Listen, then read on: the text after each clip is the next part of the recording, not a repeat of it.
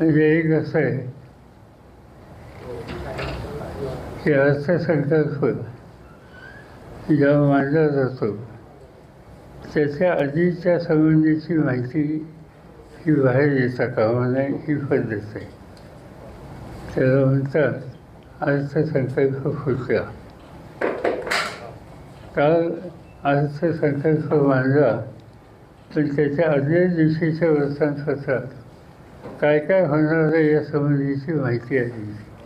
मला इथल्या वर्तमानपत्राचं माहिती नाही, पण मुंबईच्या पेपरमध्ये की मुलींच्यासाठी शिक्षण मोफत हे आधी छापून आलं होतं. याशिवाय महिलांना प्रति दिवशी इतकी रक्कम दिली जाईल हे छापून आलं होतं. वारीच्या प्रत्येक दिंडीला 20,000 रुपये दिले जातील हे छापून आलं होतं. अशा अनेक गोष्टी विधान भवनात तो मांडण्याच्या पूर्वीच बाहेर आल्या होत्या. याचा अर्थ स्वच्छ असा आहे की एक तर अर्थसंकल्पाचं त्याची गुप्तता जी ठेवायची असते ती त्या ठिकाणी ठेवली गेलेली नाही. आणि दुसरी गोष्ट पण अर्थसंकल्प बघितल्याच्या नंतर ज्या गोष्टी प्रत्यक्ष कृतीत येणार नाहीत, याच्यासाठी पुरेशी तरतूद नाही, अशा गोष्टींची मांडणी त्या ठिकाणी केलेली आहे. अशा गोष्टींची मांडणी त्या ठिकाणी केलेली आहे.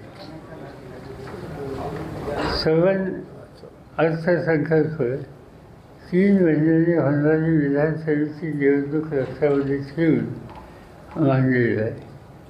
ज्या तरतुदी केल्या त्या तरतुदी लोकांच्या पर्यंत पोचायला कित्येक महिने लागतील. कारण तरतूद करायची कमी रकमेची आणि प्रत्यक्ष सुचवायचं की अधिक रक्कम दिली जाईल. म्हणजे तुम्ही एकंदर जमा, एकंदर महसुली तूट आणि एकंदर लागणारी आवश्यकता या 3 गोष्टींचे आकडे बघितले तर आवश्यकतेच्या पेक्षा कितीतरी कमी रकमेची उपलब्धता आहे. आणि म्हणून एका दृष्टीनं हा अर्थसंकल्प लोकांना काहीतरी आम्ही भयंकर करतो असं दाखवणार आहे. पण माझी खात्री आहे की लोकांचा विश्वास त्याच्यावर बसणार नाही. आणि 2 की जरी विधानसभेच्या निवडणुका नजरेसमोर ठेवून हे आलं असेल तरी प्रत्यक्ष त्याची अंमलबजावणी कितपत होईल याची शंका माझ्यासारख्याला आहे. साधी गोष्ट अशी आहे की एखाद्या गोष्टीला मी 100 रुपये खर्च करणार म्हणजे आणि माझ्या खिशात 70 आहेत तर मी 100 खर्च कसा करणार. प्रश्न असा आहे की तुमच्याकडे महसुली जमा किती आहे, एक महसुली खर्च किती होणार आहे, 2 आणि जवळपेक्षा खर्चाची रक्कम अधिक असल्यानंतर ती गॅप आहे, ती गॅप कशी भरणार याची तरतूद न करता आम्ही खर्च करणारे म्हणजे आम्ही विचारपूर्वक हे ठरवलं सांगितलं. त्याला काही फारसा अर्थ नाही. असं आहे की लोकसभेला महाराष्ट्राचा निकाल 48 जागांपैकी 31 जागा आम्हा लोकांना मिळाल्या. म्हणजे 30 क्लिअर आणि 1 सांगलीच एका वादातनं. पण नंतर त्यांनी जाहीर केलं की आमच्यावरती बसणार आणि त्या पार्लमेंटमध्ये ते आम्हा लोकांच्यावर बसले. त्यामुळे 31 जागा, आता 48पैकी 31 जागा ज्या विचाराच्या निवडून येतात त्याचा अर्थ ट्रेंड काय लोकांचा स्पष्ट होतं. आणि त्याच्यावर जो धसका घेतला आहे त्यातून हे सगळं भाषेचा फुलवरा असलेलं बजेट या ठिकाणी मांडले. हा ट्रेंड कायम राहील असं वाटतं विधानसभेत? कायम राहील म्हणजे म्हणजे लोकसभा निवडणुकीमध्ये महायुतीला ज्या पद्धतीचं मॅन्डेट मिळालं किंवा ज्या पद्धतीची मानसिकता लोकांची पाहायला मिळाली,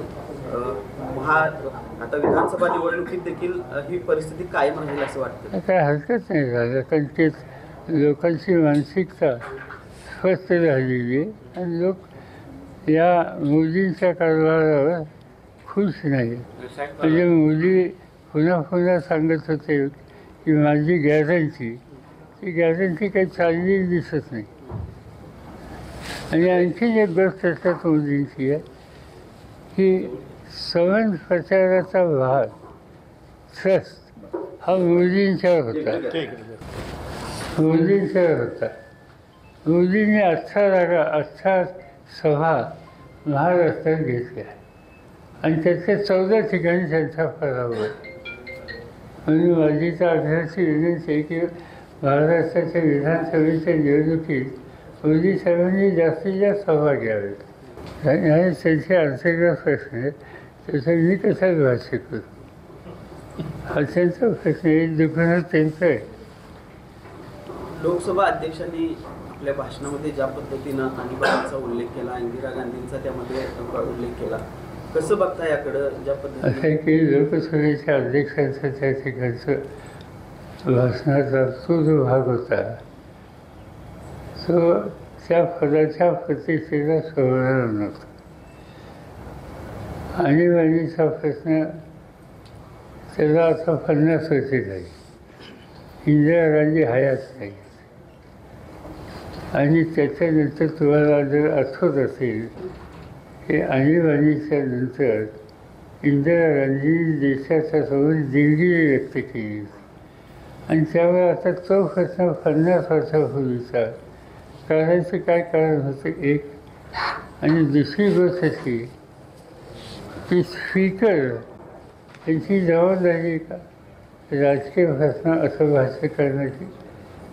पण त्यांना काही जे सुचवलं असेल ते बहुतेक बोललेले असते आणि ते काही जे काही भाष्य केलं ते आम्हाला अजिबात योग्य वाटले नाही. त्या पदाची प्रतिष्ठाला धक्का देणार आहे. आणि तिथंच नाही, इव्हन राष्ट्रपतींच्या भाषणात सुद्धा त्याचा उदरचा उल्लेख होता. तोही करण्याची आवश्यकता नव्हती. काँग्रेस पक्षानुसार काँग्रेस पक्ष आणि उद्धव ठाकरेंच्या नेतृत्वाचं दुसरं तिघंजण एकत्र आम्ही बसून त्याचा निर्णय घेणार आहोत. याच्यामध्ये माझी सूचना त्या बैठकीत अशी राहणार आहे की कालची जी निवडणूक झाली याच्यामध्ये शेतकरी कामगार पक्ष, डावे काँग्रेस, उजवे काँग्रेस या लोकांनी आम्हाला मदत केली. या लोकांनी आम्हाला मदत केली. आणि म्हणून जरी आम्ही तिघं बसणार असलो तर हे डाव्या विचारसरणीचे जे घटक आहेत आणि जे मोदी सरकारचे विरोधी आहेत त्यांनाही बरोबर घ्यायचा आमचा प्रयत्न आहे. आणि आमची चर्चा झाल्याच्या नंतर जागांचं वाटप झालं तो पक्ष त्यांच्या सहकार्यांना, त्यांच्या संघटनेला विश्वासात घेऊन त्यांचे निर्णय घेतले. विधानसभा निवडणुकीत मुख्यमंत्री पदाचा चेहरा असल्याशिवाय समोर जाणं हे धोक्याचं आहे असं परवा संजय राऊत म्हणाले. तुम्हाला तसं वाटतं का विधानसभेला एखादा मुख्यमंत्री पदाचा चेहरा असणं गरजेचं आहे? आमची आघाडी हाच आमचा सामुदायिक चेहरा. त्याच्यात कोणतीही एखादी व्यक्ती आमच्या निर्णयासमोर सामूहिक नेतृत्व हे आमचं सूत्र आहे.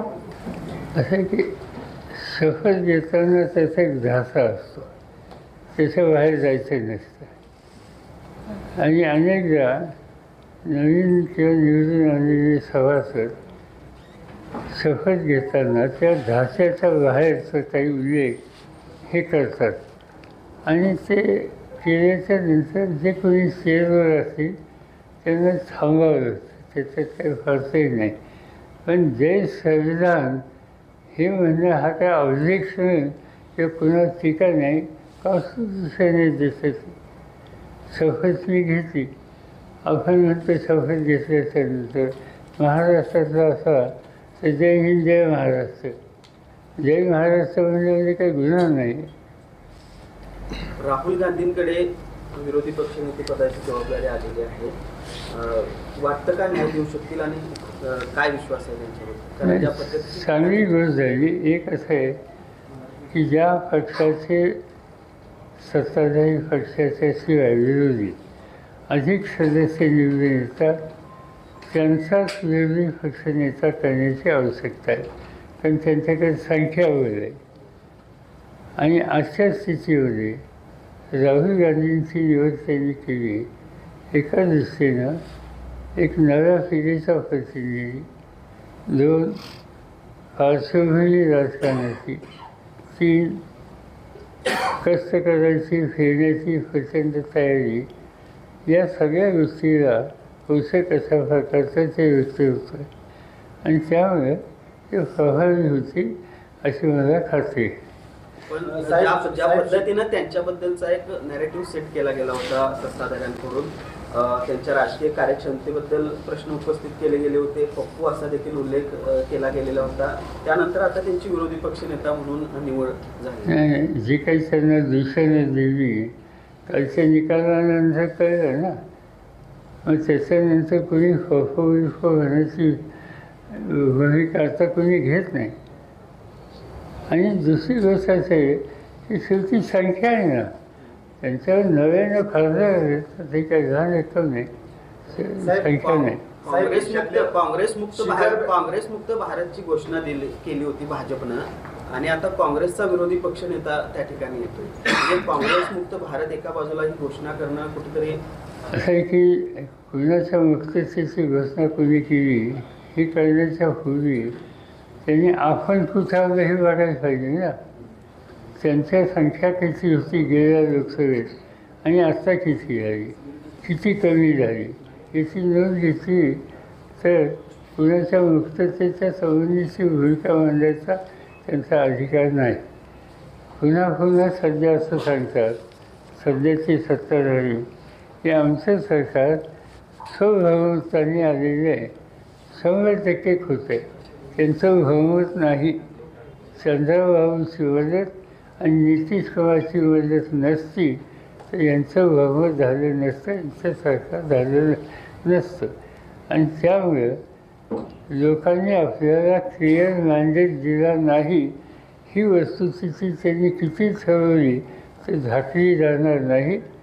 आणि त्यामुळं काही ना काहीतरी सांगतात यापेक्षा दुसरा अर्थ नाही. साहेब, शिखर बँक घोटाळा प्रकरणात अजित पवारांच्या अडचणीमध्ये वाढ होताना दिसते. खरं तर आर्थिक गुन्हे शाखेने ती क्लीनचिट दिली होती, तर आता ईडीनं जो आहे तो विरोध केलेला आहे या सगळ्या प्रकरणात. कसं पाहता याकडे? असं आहे की त्याच्यात काय नक्की घोटाळा झाला आहे हे मी सांगू शकत नाही. आणि त्याच्यासंबंधी परस्पर इन्व्हेस्टिगेशनचे रिपोर्ट आहेत. त्याची सत्यस्थिती काय याची आकडेवारी आणि पूर्ण माहिती ज्यावेळेला आम्हाला मिळेल त्यावेळेला आम्ही त्याचं भाष्य करू.